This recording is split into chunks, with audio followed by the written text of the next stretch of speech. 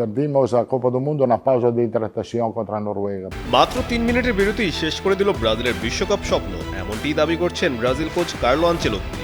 সম্প্রতি ESPNকে দেওয়া এক সাক্ষাৎকারে ব্রাজিল কোচ বলেন, নরওয়ের বিপক্ষে শেষ 16 ম্যাচে হাইড্রেশন বিরতির সময় নেওয়া একটি সিদ্ধান্তই ছিল তার সবচেয়ে বড় ভুল। আনচেলোত্তি বলেন, আমার মনে হয় নরওয়ের বিপক্ষে ওই হাইড্রেশন বিরতির সময় আমরা বিশ্বকাপটা হারিয়ে ফেলেছি, কারণ ওই সময় পর্যন্ত ম্যাচ পুরোপুরি আমাদের নিয়ন্ত্রণেই ছিল। AKS অর্জন করল গিনেস ওয়ার্ল্ড রেকর্ডস।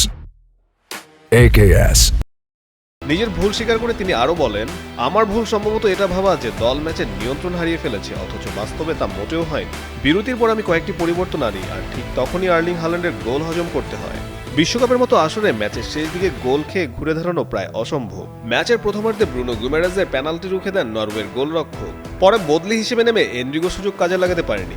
শেষ দিকে আর্লিং হাল্যান্ডের জোড়া গোলে 2-1 ব্যবধানে হেরে 1990 সালের পর সবচেয়ে দ্রুত বিশ্বকাপ থেকে বিদায় নেয় ব্রাজিল।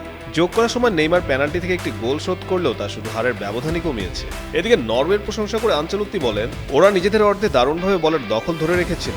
ইংল্যান্ডের বিপক্ষেও তারা একইভাবে খেলে ম্যাচের নিয়ন্ত্রণ করেছে এবং চাইলে সেই ম্যাচটিও জিততে পারত।